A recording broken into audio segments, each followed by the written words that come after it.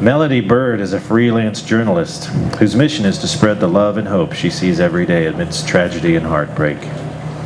She has written numerous articles for Upworthy and had a blog series entitled Examples of Good.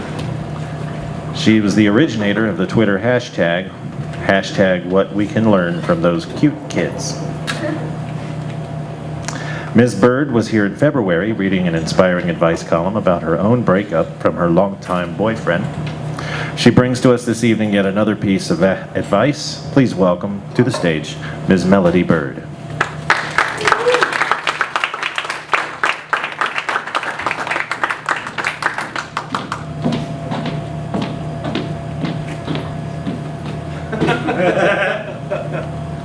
Hey everyone. Hi. Sorry, it's really bright up here. Hi, I'm Melody. Hold on one second. This nice guy gave me his jacket.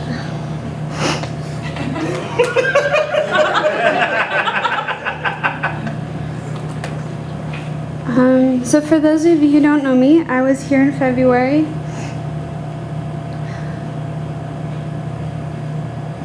Sorry, it's been a long night. Hold on one second.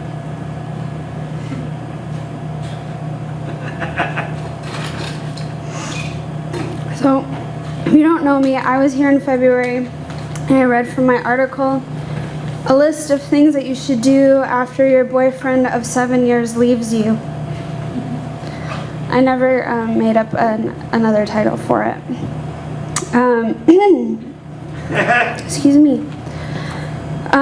It didn't get accepted onto Upworthy, but it did get me back here, so there's that.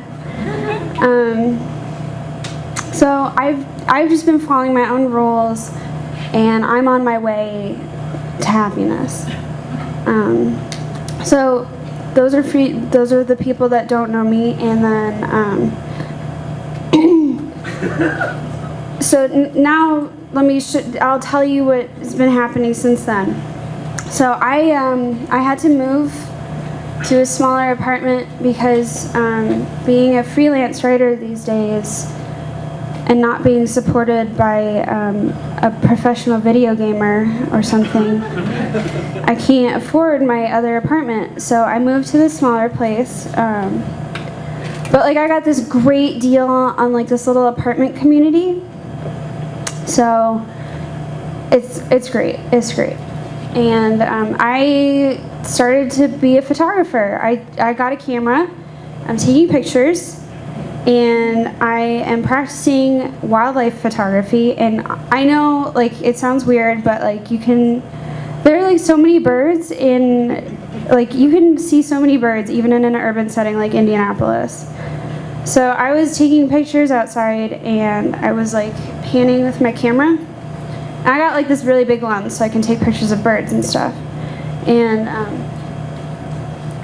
I moved with my camera and I saw inside a table with like a dinner table.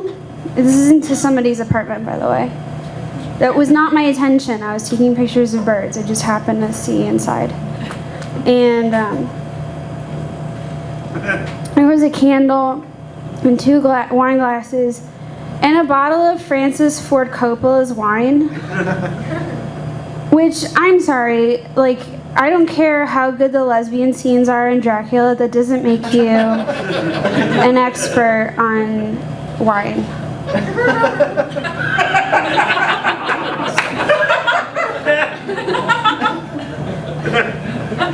And it's really tacky and it tastes like grape juice. It's like really cheap too.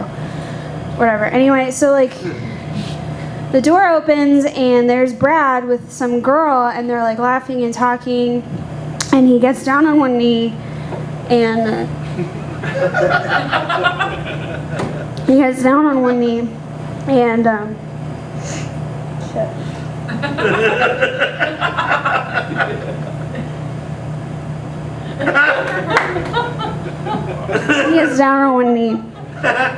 and like opens his box.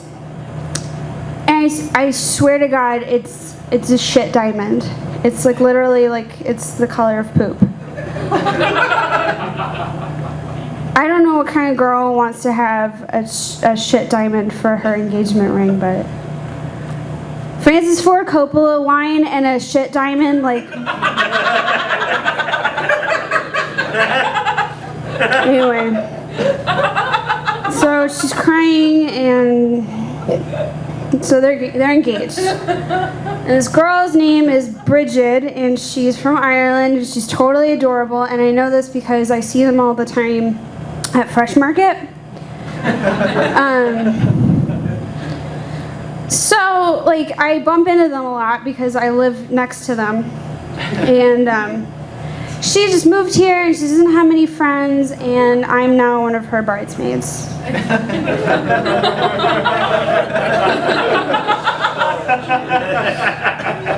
Okay, so, like, I know it's pretty unorthodox, but it's the 21st century.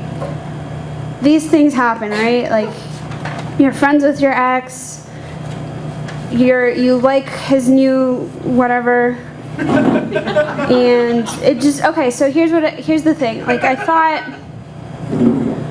figured that there are a lot of people like me, and there's got to be, like, so I figured that I was going to write something from my experience to share with everybody else who has, like, this experience too, and to show you that it's, you know, you can get through it.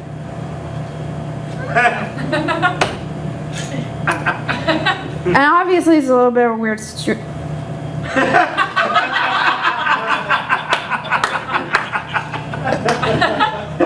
It's a weird situation. And okay, so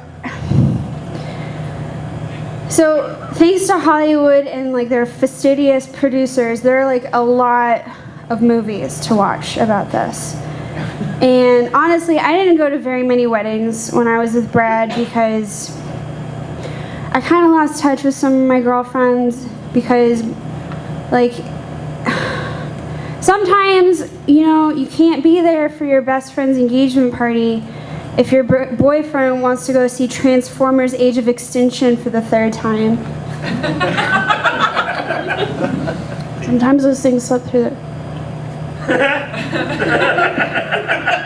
the crack. So, okay, here we go. Crap, where's the title? So here's my thing. You and me make 3. 5 steps to surviving being a bridesmaid at your ex-boyfriend's wedding. That is not a working title, that's the actual title. Step 1. Become the maid of honor. This may seem ambitious. But it isn't. If you follow my 5 easy steps to keeping tabs on your taken ex, you'll know that it's not so difficult to reinsert yourself back into the picture as a friendly, supportive friend who has experience with that person. Their new person is going to come to you for advice. And who knows better than how to get skid marks out of that guy's underwear than you do, because you've been doing it for 7 goddamn years.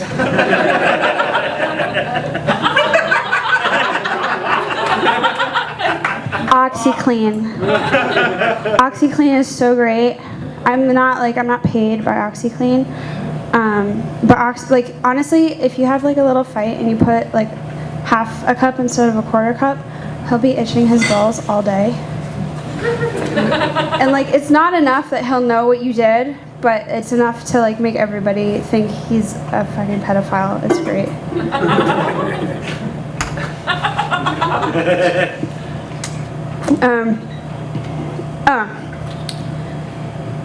Anyway. So if you find it emotionally painful experience, just grit your teeth, because I promise you it's worth it. It's totally worth it. And now, okay, so here's the thing. You gotta work your way up the ranks. In my case, the maid of honor was from Ireland, Frigid's girlfriend. Frigid's, like, best friend. And she got pregnant. So she couldn't fly to the United States, So out of one of two bridesmaids, I became the maid of honor. So you gotta like move right on up there. If you don't have such...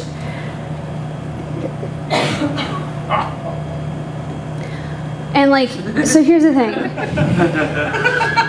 No matter how nice this bitch is, she is not gonna want a fat matron of honor at her wedding. Like, so go for that one. Like, go for the jugular if you're gotta do it. But okay, so if you don't, like, you move up the ranks. I recommend Pillsbury cookies, like making them, not eating them. Well, eating them and making them, and French braids. There is nothing a girl won't tell you when you have your fingers like in her perfect chestnut hair.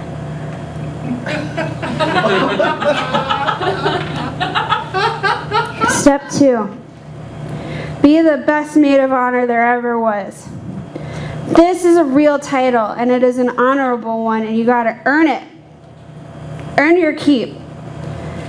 And you gotta be there for her in every single way. Like when you have to hold her hair and she's throwing up on your shoes and she's telling you all that stuff, you gotta be there. And it's your job, the bachelorette party, here's the thing. It's your job with the bachelorette party.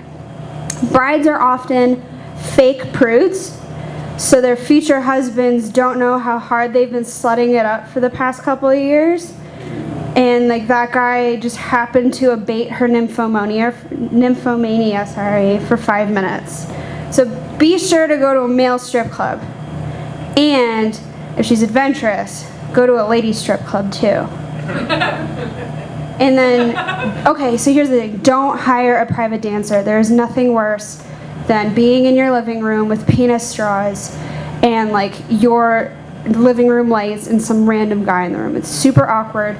Go to the club, go to the dancing with the thing, go there and get her wasted. Like, wasted.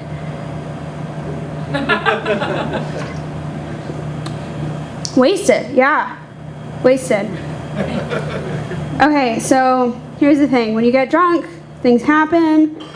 She might confide in you while you're holding her hair with the puking, and she tells you that she happened to suck on a stripper's nipple, and then they had like a really, really private dance, and like that's on you now. That's like in here forever.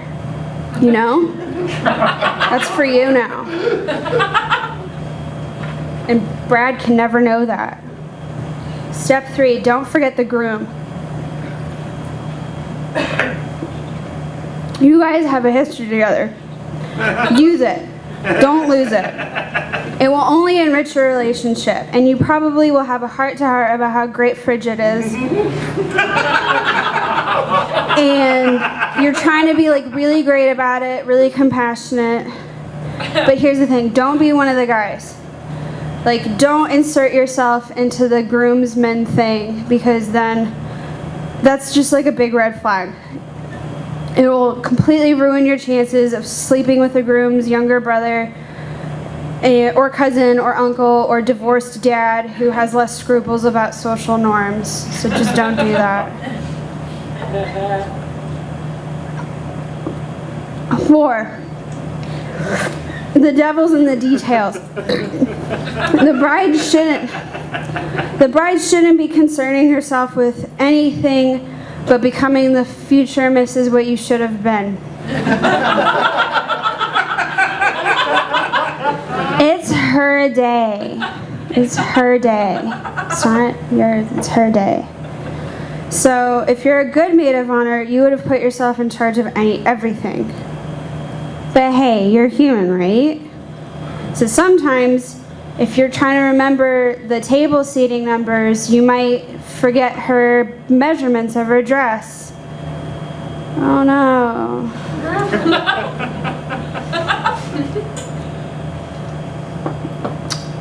You might have been so blinded by the linens that are eggshell or snowball or whatever, and you have to schedule the caterers, and the caterers were supposed to come when the ceremony was over, but they came when the ceremony started, and the the chicken and the fish are laying out in the June sun for a little bit longer than they're supposed to, and your pescatarian bride, because she can't commit to being a vegetarian, gets a little bit sick. Everybody makes mistakes. Yeah, everybody makes mistakes. Food poisoning is one of them.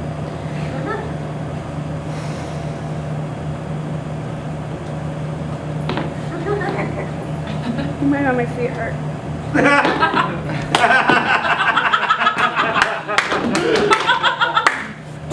Sorry, I've been standing for like a really long time.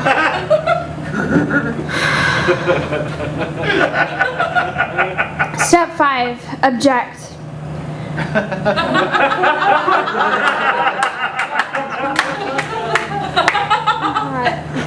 It's so hot in here. Sorry. Step 5, object. Everybody loves a great wedding joke, right? So if you've done that, that's all that's I've asked of you. If there's one thing I've learned from movies, it's that everybody loves an old-fashioned wedding joke. So what better way to make a joke than when the priest says, if anyone has just cause for...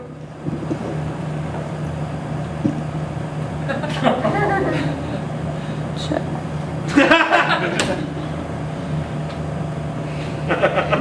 I'm okay. If anyone has just cause for why these two should not be married, let him speak now or forever hold his peace. If you're gonna do this, so I wrote this before today. If you're gonna do this, just make sure you have a good joke prepared. Because when you do it and you like raise your hand or you like tap your heel and you have nothing to say, no one laughs. It's really awkward. And then like don't do this. Don't go like, yes, I do, because and then forget. So I just started laughing because I guess it was okay. But just do, if you're gonna do this, have a joke ready, and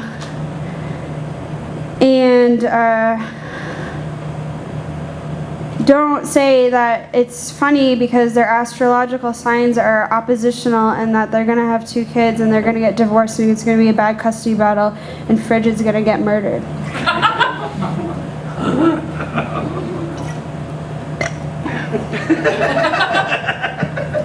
Hey, Tara? Yeah. Hey, can I have another one? Please, can I have another one? This one? Okay. Is that the small one? This one?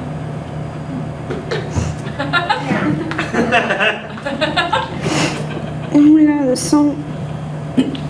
Thank you. Okay, so here's the thing.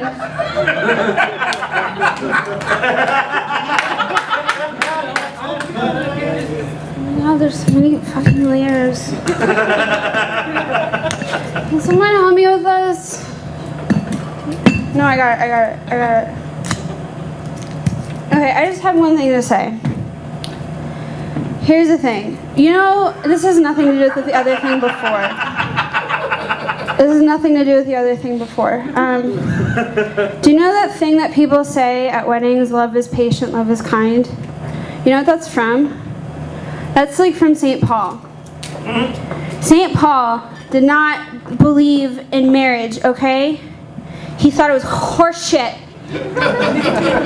He hated marriage. He hated it. He knew.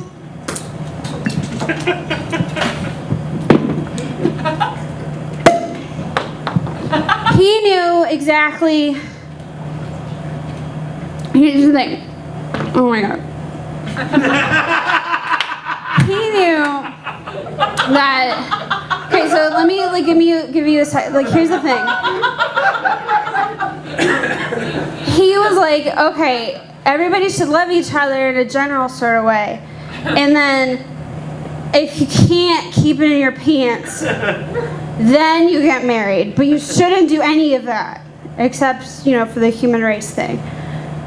He hated marriage. He thought it was...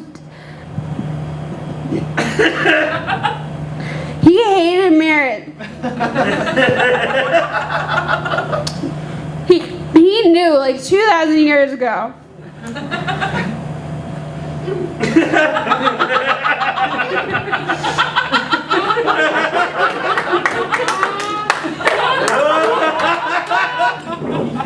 is not fair, okay? I've been with him for 7 years. And she comes in 7 weeks and she's like, it's my day, it's my day, it's my day. It was my... Oh my God. It was my day. What about my day? Oh shit. I'm gonna throw up. Sorry. I'm gonna throw up.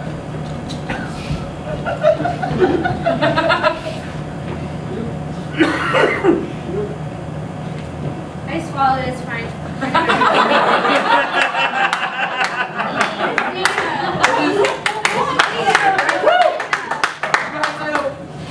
Why don't we just... I think, you know what, he's in the bathroom, he's real upset. He's okay, why don't we just get you... Where is he? He's in the bathroom, he's crying. Oh, doesn't he need me? Yes! He needs you to go see about... Okay. Anna! Melody Byrd, everybody!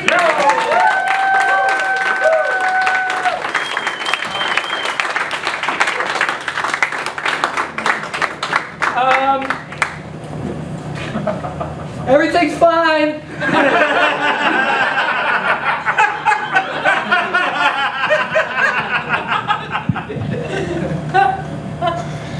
Jesus Christ.